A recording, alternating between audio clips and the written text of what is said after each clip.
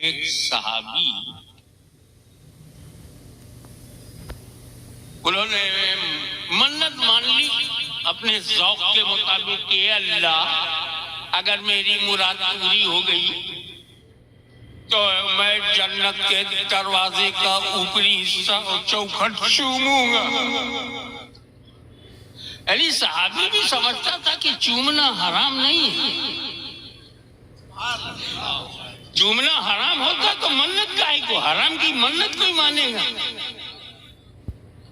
और दरवाजा चूमा जा सकता है, जन्नत का दरवाजा चूमने की मन्नत। इसका मतलब है कि सहाबी रसूल के अकीदे में जन्नत के दरवाजे का बोसा लेना जायज है।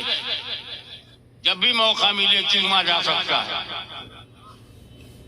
अल्लाह की शान देखिए, इस तरह की कोई मन्नत बताओ दुनिया में रह के जन्नत का दरवाजा कैसे चूमेंगे। उसमें तो चलो जन्नत से ताल्लुक है, मोहब्बत है। मैं आपको एक मुफ्ती साहब की बात बताऊं, उनके 4 बेटी पैदा हुई, बेटा नहीं हुआ। तब बीवी ने हमल के बाद कहा, ए अल्लाह अगर मेरे घर में बेटा पैदा हो गया तो मस्जिद में ढोल बजवाऊंगा। अल्लाह की शान देखो, बेटा पैदा हो गया। बड़ा बेनियाज है, तुम्हारी मन्नत गलत हो मगर वो तो करम वाला है, मेहरबान। अब जब बेटा पैदा हो गया तो बुलाया शौहर, ए मियां हमारी नीयत यही रही, यही मन्नत रही और एक पूरी करेंगे। ये हमारा कमिटमेंट है अल्लाह से कि लड़का पैदा होगा, बेटा पैदा होगा तो हम मस्जिद में ढोल बजवाएंगे। मुफ्ती साहब बोले, अभी मैं 40 दिन जमात से लौटा हूँ, मस्जिद में ढोल? अरे ढोल बजाना हराम है, अल्लाह के घर में कैसे बजाऊंगा। कहे मौलवी तू चाहे जिस जमात का अमीर हो, तुझे ढोल बजाना होगा। अगर मेरा बच्चे को कुछ गड़बड़ हो गया ना, तेरी गर्दन दबा दूंगी। और नहीं बजाएगा तो जा मस्जिद में रहे, इधर आना मत, वजू का पानी पी पी के रहे। तिरिया हट वो कहा, भैया गनीमत है, ये अजीब औरत ढोल बजवा रही है। कम से कम उससे तो बेहतर है जो 14 साल के लिए बनवास नहीं करा रही है। घबराए हुए आए, ढोल मस्जिद में, मेरी इमामत का क्या होगा, सहारनपुर को क्या जवाब दूंगा। मरकज से पेमेंट रुक गया तो घबराहट बढ़ गई। अब जुमे का दिन है, इमाम साहब गर्दन में ढोल लटकाए मस्जिद में दाखिल हुए। नमाजियों ने देखा ये क्या रूप है, मौलाना गले में ढोल। बीवी का खौफ, सुन्नी होता तो बीवी से ज्यादा अल्लाह से डरता, अल्लाह से ज्यादा बीवी से डरता। गले में ढोल लटकी हुई है, पब्लिक देख रही, सब हैरत में है। मिंबर पर खड़ा हो गया, चालाकी देखो, बोले आज मैं तुमको सिर्फ ज़बानी फतवा नहीं दूंगा, प्रैक्टिकल फतवा। बागी ने पूछा, प्रैक्टिकल फतवा कैसा? कहा, देखो ये ढोल है गले में, ये ढोल है, इधर से बजाओ तो हराम, इधर से बजाओ तो हराम, दोनों को साथ साथ बजाओ तो हराम। ढोल बज गई, मन्नत उतर गई। गले से उतार के कहा, ये शैतान का डब्बा है, इसे तोड़ दो। सारे नमाजी खुश हुए कि आज पॉलिटिकल फतवा लिया। और बीवी से कहा जा, मैंने ढोल बजा दिया। खैर ये तो वहाबी था, मगर उसने जो मन्नत मानी वो सहाबी था। मोहब्बत में, जोश अकीदत में, जन्नत पसंदी में, I will kiss the door of paradise। अब जब होश आया कि मुराद पूरी हो गई, चूमू कैसे? तो हर मर्ज की दवा है सल्ले अला मोहम्मद। सीधे नबी करीम के पास गए, या रसूल अल्लाह, मैंने ये मन्नत मानी थी कि अगर मेरा ये काम हो गया तो मैं जन्नत का ऊपरी और नीचे की चौखट चूमूंगा। अब सरकार जन्नत है कहाँ? उसका दरवाजा कहाँ? मैं जन्नत जाऊं कैसे, चूमू कैसे? आप ये जन्नत में पहुंचा दो ताकि मैं मन्नत पूरी कर लूं। सरकार ने पूछा, क्या तेरे माँ बाप हैं? अल्हम्दुलिल्लाह, मेरा बाप भी है, मेरी माँ भी है। सरकार ने कहा तेरा काम हो गया, घर जा, अपने बाप का माथा चूम ले और अपनी माँ का कदम चूम ले, जन्नत का दरवाजा चूम लिया। ये है माँ बाप। एक और साहबी का मामला है, आखिरी वक्त है, जबकि कुरान में है कुल्लन वादल्लाहुल हुस्ना, अल्लाह ने सारे सहाबियों से जन्नत का वादा कर लिया। कुल्लन, कुल का कुल, एवरीवन, ऑल सहाबा, विदाउट एनी एग्जेम्पशन। मगर एक साहबी का हाल ये है कि आखिरी वक्त है, कलमा पढ़ना चाहते हैं मगर मुंह से कलमा निकल नहीं रहा। सोच, तू कहां, सहाबी कहां? जब ये खबर रसूल पाक तक गई कि एक बंदा है जो आखिरी वक्त है, कलमा पढ़ना चाहता है, मुंह से कलमा नहीं निकल रहा है, तो रसूल पाक ने पूछा, क्या इसके माँ बाप हैं? जवाब दिया, रसूलुल्लाह, बाप नहीं है मगर माँ है। का बुलाओ माँ को बुलाया। सरकार ने पूछा, क्या तू अपने बेटे से नाराज है? कहा, या रसूलुल्लाह, मैं बहुत नाराज हूं, मैं बहुत नाराज हूं अपने बेटे से, तो माफ कर दो। आप हुक्म देंगे तो मैं जबान से माफ कर दूंगी, मगर बात जो दिल की है, ये हमेशा अपनी बीवी को मुझ पे तरजीह देता, ऑलवेज ही before his wife then me, हमेशा ये प्राथमिकता देता था बीवी को, उसकी बात मानता था, मोहल्ले वालों की बात मानता था, मुझे नहीं मानता था, मेरी बातों को रद्द करता था, मुझे बहुत दुख देता था। आई कांट,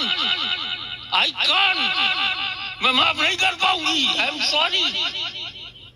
हुजूर सल्लल्लाहु अलैहि वसल्लम ने फरमाया, जाओ लकड़ियां ले आओ। लकड़ियां आ गई, आग लगा दो लकड़ी में, लगा दी गई। सरकार फरमाए तो कोई टाइम लगता? जब शोले भड़के, हुजूर ने कहा, जा इसका बेटा लाके इसी आग में डाल दे। ममता तड़प गई, या रसूलल्लाह, मेरी आंखों के सामने मेरे बेटे को जलाइएगा। क्या हुआ है तुझे? इस मामूली सी आग में बेटे को जलता हुआ नहीं देख सकती, तो जहन्नम की आग में जलता हुआ कैसे देखेंगे? और या रसूलल्लाह, मैंने माफ किया, मेरा खुदा माफ करे, आप माफ करे। इधर माँ ने माफ किया, उधर वो कलमा पढ़ने लगा।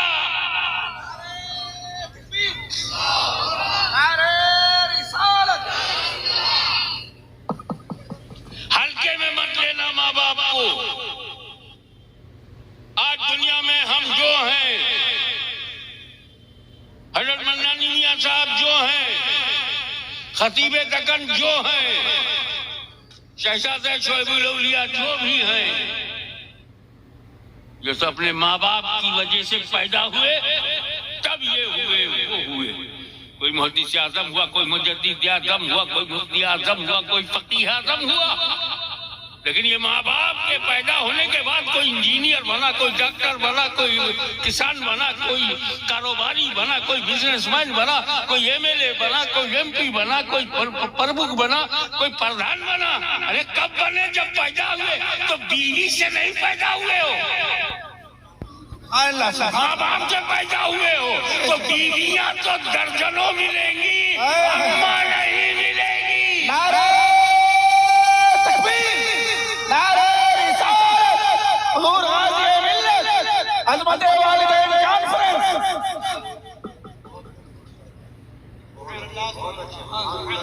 एक बात डंके की चोट पर कहता हूँ कि अगर तुमने 10 बार हज किया है, एक ही फर्ज था। अगर तुमने रमजान के 30 रोजे रखे हैं, उससे ज्यादा रखे हैं, हालांकि 30 ही एक ही महीना पर था। हजारों रोजे, 10 हज, 40-50 साल की नमाज, नोट कर ली। तेरी 40 साल की मुसलसल नमाज, तेरा 40 बरस का रोजा महशर में काम नहीं आएगा। नौजवानों, अगर तेरे माँ बाप नाराज हो,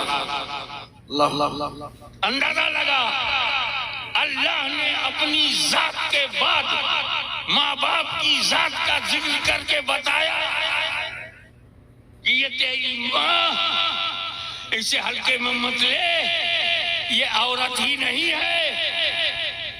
इसमें बलिदान, कुर्बानी, तकलीफें, मुसीबतें, एक दिन नहीं, एक हफ्ता नहीं, एक महीना नहीं, 9 महीने तक तुझे झेलती रही। आज तू बीवी को पाकर मस्त हो गया, कोई बात नहीं, लेकिन फिर भी मामा है। हाशमी ये नहीं कहता कि बीवियां मोहब्बत नहीं करती, मैं बीवियों की मोहब्बत से इनकार नहीं करता, लेकिन इतनी बात तो सोच, बीवी ने तुझसे तब मोहब्बत किया जब तू भी जवान, वो भी जवान। बीवी ने तब मोहब्बत किया जब तूने खाने के लिए रोटी, रहने के लिए घर और पहनने के लिए कपड़ा दिया। तब बीवी ने तुझसे मोहब्बत तब किया जब तूने उनके लिए जेवरात बनाए, दागीना बनाया, सोना चांदी लाके दिया। तब लेकिन माँ ने तुझसे मोहब्बत तब किया है जब पैदा होके तू हिल नहीं सकता था, बोल नहीं सकता था, बेकार टुकड़ा था।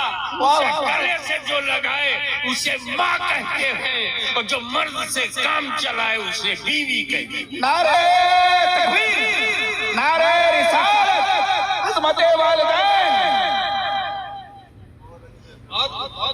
एक बात और बता दूं, एक साहबी रसूल जवान हुजूर सल्लल्लाहु अलैहि वसल्लम के पास आए, या रसूल अल्लाह, मेरे अब्बा की एक आदत है, मैं परेशान हूँ। सब जो अपने दिल की बात थी सरकार को खोल के बता देते थे। या रसूल अल्लाह, मेरे अब्बा की आदत ये है, जब कभी आते हैं घर में, मेरी पॉकेट में हाथ डालते हैं, जितना चाहते हैं रुपया निकाल लेते बिना इजाजत, विदाउट परमिशन, और ये अक्सर करते रहते हैं। वो कहते हैं ना, मैं फेड अप हो गया, और जो बंबई से कनेक्टेड है उन्हें मालूम होगा मैं कंटाल गया।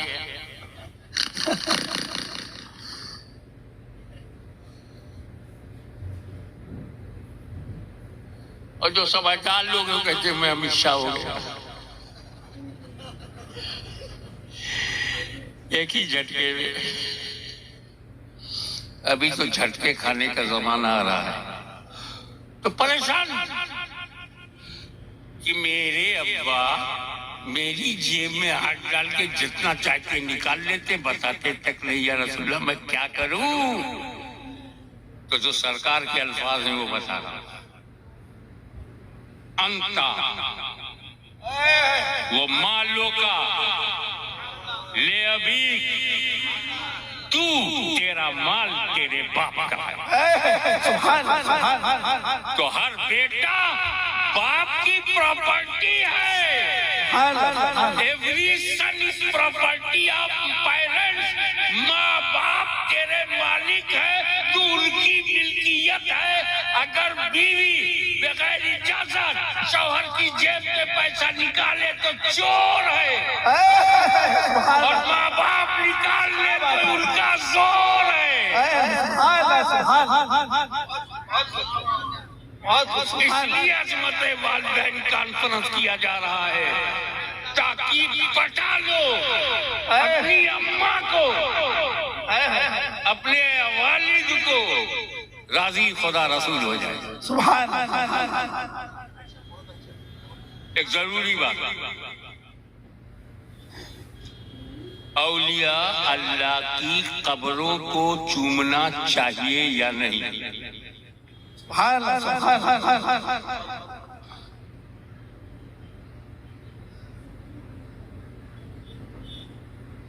ज्यादातर फुक़हा का इरशाद गिरामी, जिसमें हमारे इमाम अहले सुन्नत भी शामिल हैं, इमाम अहमद मुहद्दिस बरेलवी भी इसमें शामिल हैं, 4 फीट 5 फीट दूर खड़े रहो, हाथ बांधे रहो, अदब से रहो, अपना होंठ देखो, काका होठवा से गुजरा, कोई लायक है कि अताए रसूल को चूमे?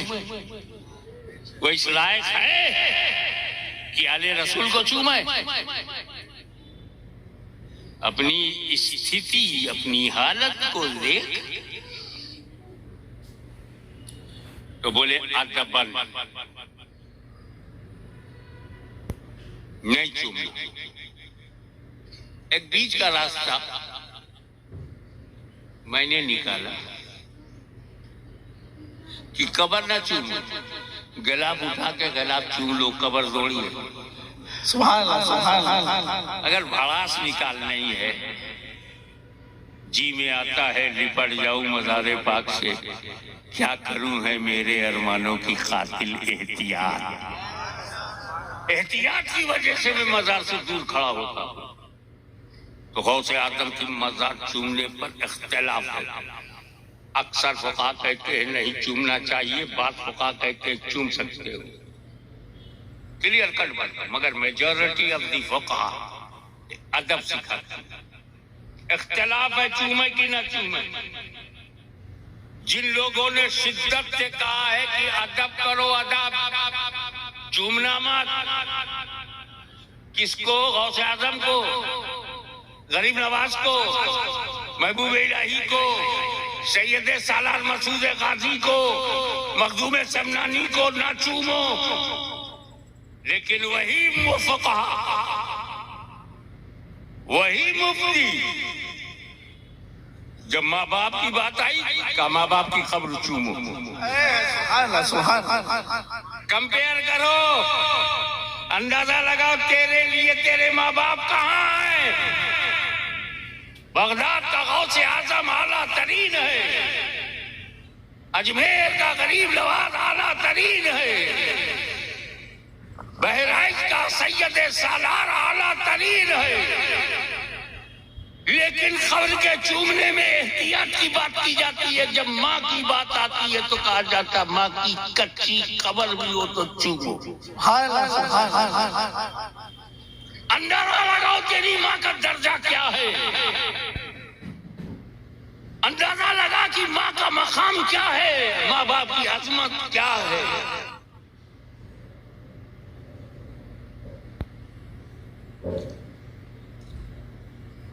वैसे चूमना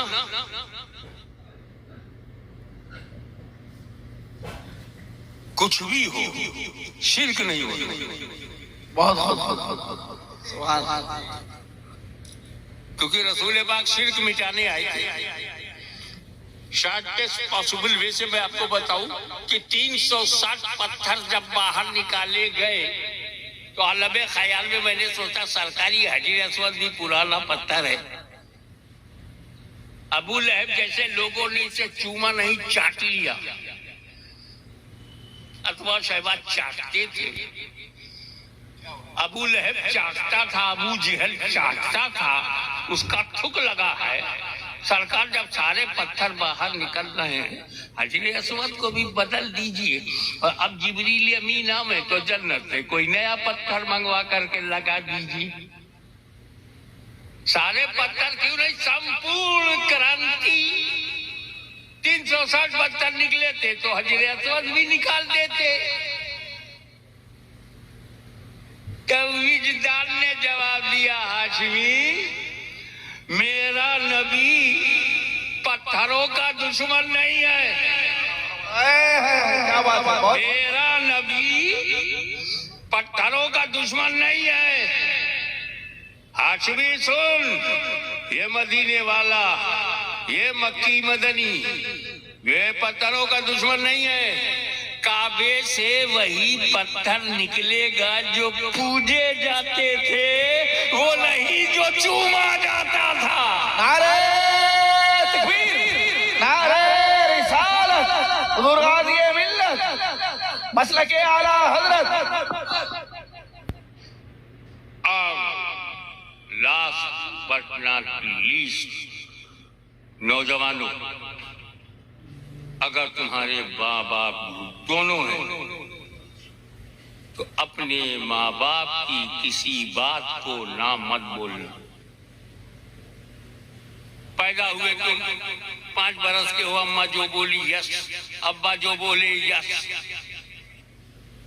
8 साल के हुए, जो अम्मा बाप बोले ओके। 12 साल का तू हो गया, जो माँ बाप कहे हाँ। 14 साल का हो गया, जो माँ बाप कहे हाँ। आखिर बालिग हो गया, तू जो बोले अम्मा अब्बा बोले हाँ, तो गुलाम बन गया ना तू, गुलामी समझ गया तू, प्रैक्टिकल प्रॉपर्टी बन गया तू, अपने माँ बाप का गुलाम बन गया। 15 साल गुजर गए, कभी ना किया ही नहीं, न माँ को न बाप को। तो हमारे अंदर क्वालिटी पैदा हो गई कि हम 2 की अताअत कर सकते हैं, हम एक वक्त में 2 के गुलाम बन सकते हैं। और प्रैक्टिस किया माँ बाप, और इस प्रैक्टिस से हम गुलाम बन गए 2 के, और ना नहीं किया 2 से। तो जब माँ बाप दुनिया में नहीं रहेंगे, यही गुलामी काम आएगी और हम गुलाम बन जाएंगे अल्लाह रसूल के। हम गुलाम बन जाएंगे अल्लाह रसूल के। तो घर से प्रैक्टिस किया और जन्नत तक माँ बाप की अताअत और माँ बरदारी हमें अताअते इलाही और अताअते नबवी की एनर्जी अता करती। अज़मते वालिदैन का मतलब ये है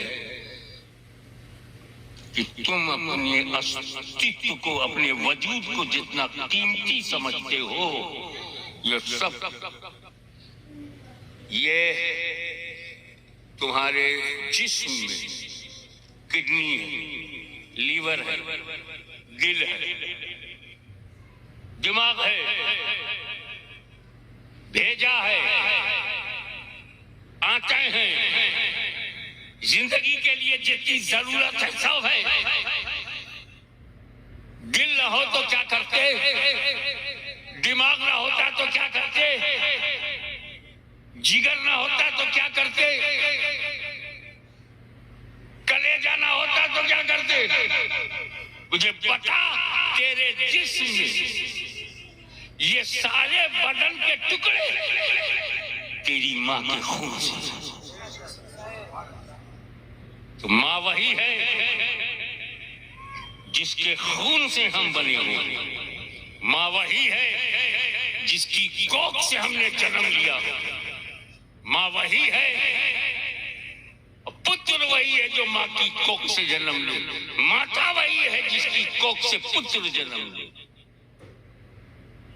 ये मेरे घर में जो एक औरत है, उसी की कोख से मैं पैदा हुआ हूँ, वही मेरी माँ है। हमारी माँ बाजारों में नहीं है, हमारी माँ व्यापारियों में नहीं है। हम अपनी माँ का दूध पीते हैं, माँ का दूध बेचते नहीं। और अगर हम तुम्हें कुछ नहीं कहते, कोई जबरदस्ती नहीं, अगर उन्हीं की औलाद हो और पशु के कोख से जन्म लिया है, कि तुम्हारा मुकद्दर है। क्योंकि आदमी से सर्वश्रेष्ठ सृष्टि में कोई नहीं है, तो अगर औरत से पैदा हुए हो तो सुपीरियर है, और जानवर से पैदा हुए तो इंफीरियर है। तुम ही नीचे जा रहे हो तो मैं कौन होता हूँ हाथ पकड़ के ऊपर लाने वाला? Your choice. लेकिन याद रखना, माँ अगर नाराज है तो न मौलवियत काम आएगी, न इबादत काम आएगी, न 40-40 दिन तक भटकना रहना काम आएगा, न हज और ज़कात की अदायगी काम आएगी। माँ बाप को हल्के में मत लेना।